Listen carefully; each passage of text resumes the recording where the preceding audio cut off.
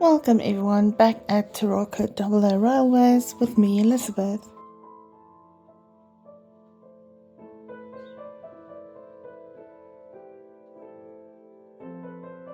Today we are looking at model of Bachmann, and that is model number 31-169, which is the LNYR 242 tank locomotive. BR line and locomotive number 50795. Being a 6-pin DCC locomotive, this is one of those very interesting locomotives indeed, with the specific wheel arrangement that we have here.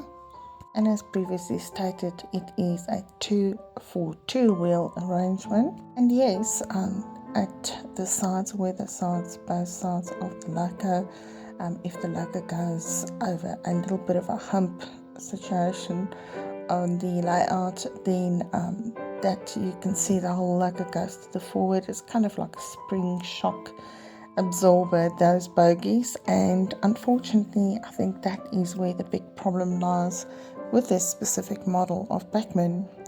Now I have tried running it in and I really had no issues, but the minute when I wanted to go into sidings and do some shunting in the sidings, I had very difficulty actually keeping the loco on the track when entering those sidings, as the front bogie kept on going off, and if it's not the front, it is the rear one.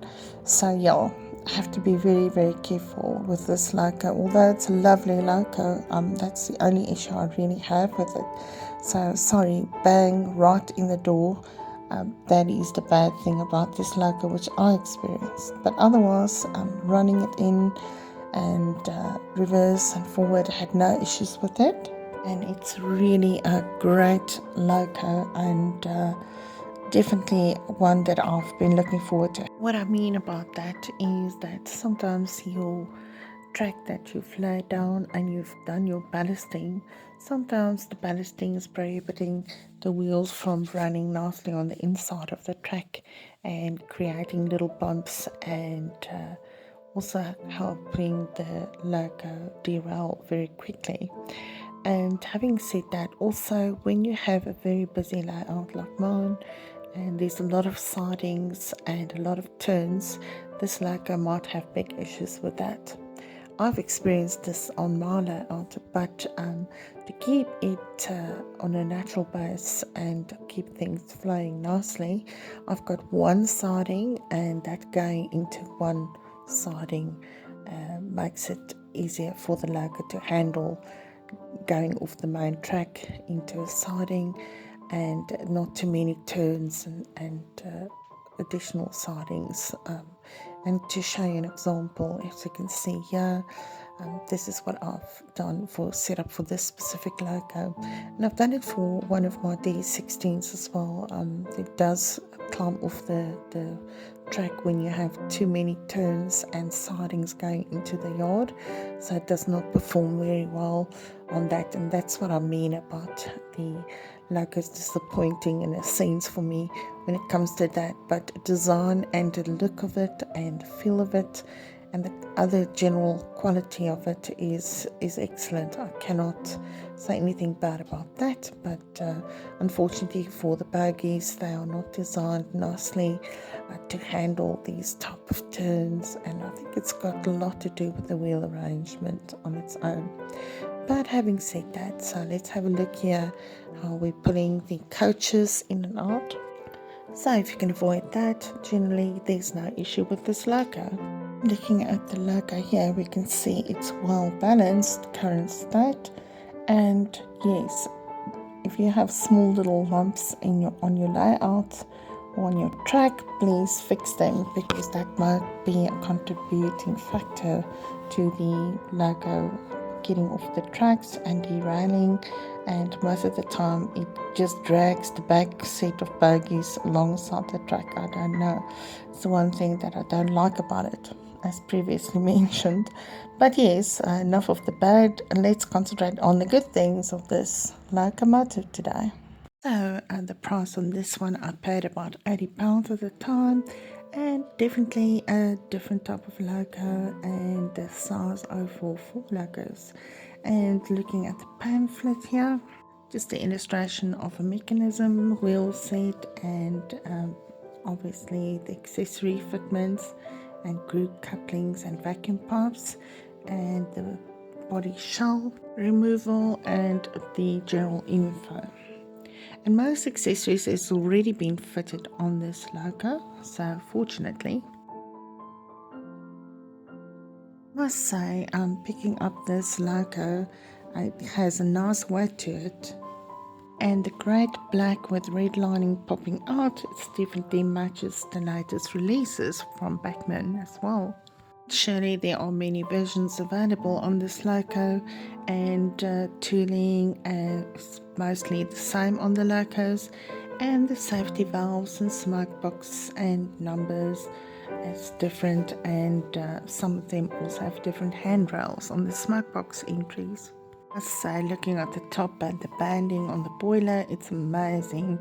And then obviously the early emblem on the side of the tank. Definitely more complex looking in the BR Black for sure. Loco also have the power class identification, and the loco running number is also nicely applied. The builder's plate, lining, and the running plate is definitely finished off nicely as well. And the loco boasts the blackened out wheels, and the pipework are all pre-fitted, steps, metal, buffer beams, and vacuum pipes already fitted, and obviously featuring sprung buffers in metal. So I have the separately fitted line brackets and the running plate as earlier indicated on the rear, and the reliability and other details, and also the valve gear under the boiler and the reverse rod. More handrails are visible and fully detailed on the tank. So the dome is also nice, and the chimney is amongst the great finished extras on this loco, and the safety valves also very nice and metal and unpainted, so it really stands out. And then also the whistle is very nice detail, finishing it off on the top.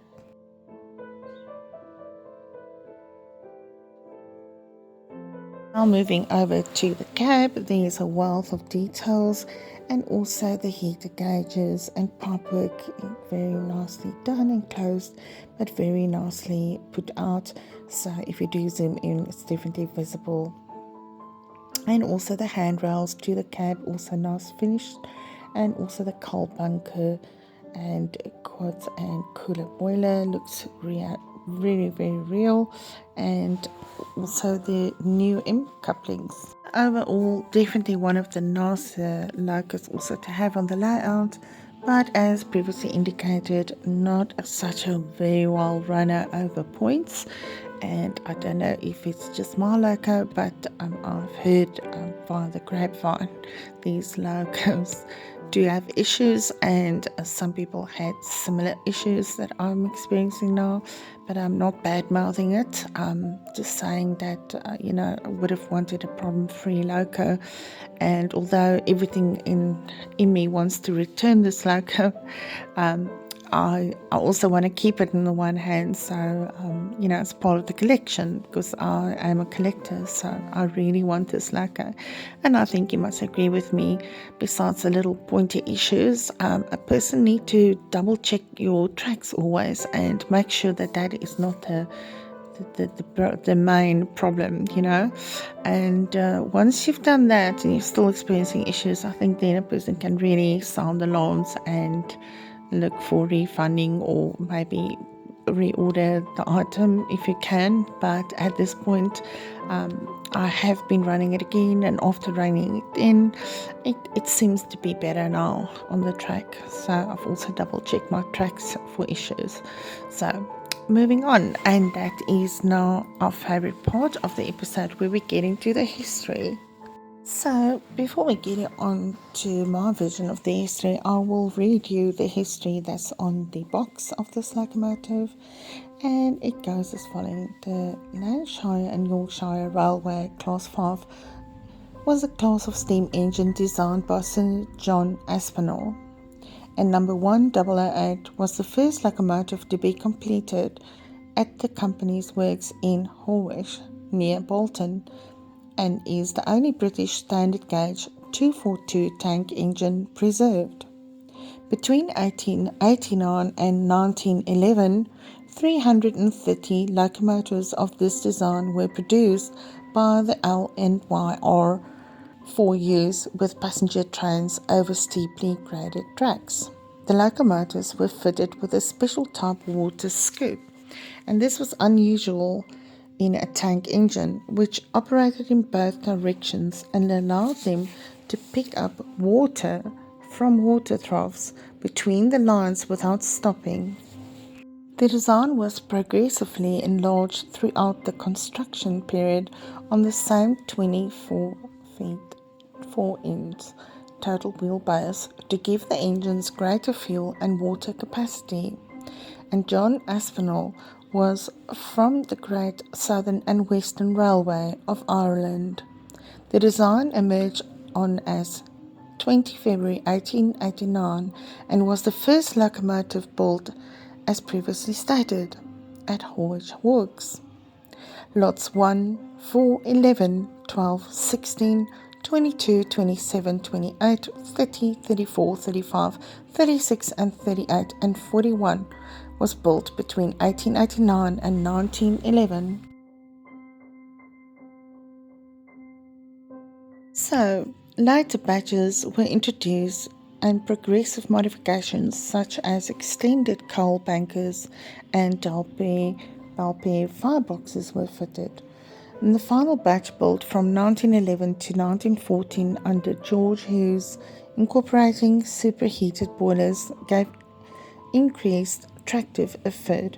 Others were also rebuilt to that standard. When Hughes introduced his classification system in 1919, the more powerful superheated locomotives were designated Class 6s, and the final examples were withdrawn by 1961.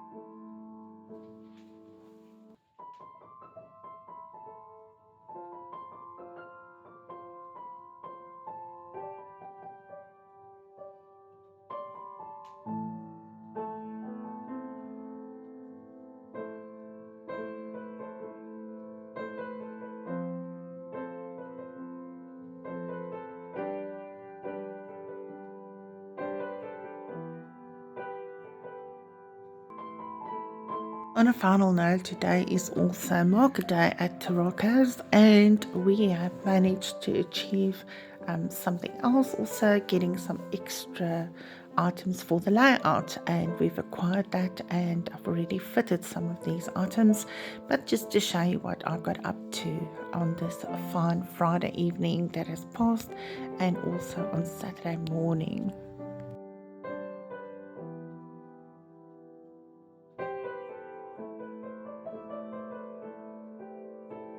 New Bachmann fruit wagon, some new station staff, a water cleansing truck, and some new Bachmann ramps for the layout. So the general splendour and the joy of the hobby all come together. Nobody has no issues and nothing comes without faults, and most of the time we have to look at our tracks, and sometimes troublesome locos can help us identify those issues. And if this has been informing for you, I really appreciate that I could have assisted in some way, and don't just always get rid of the locos and send them back to the dealers. Try and find the truth and try and investigate and get to the bottom of the issue and sort it out. Every loco is worth keeping, and every loco is worth adding to your locomotive collection rather. But thank you so very much for joining me once again, and I wish you well and all the best for the week ahead. All my best. Regards, Elizabeth.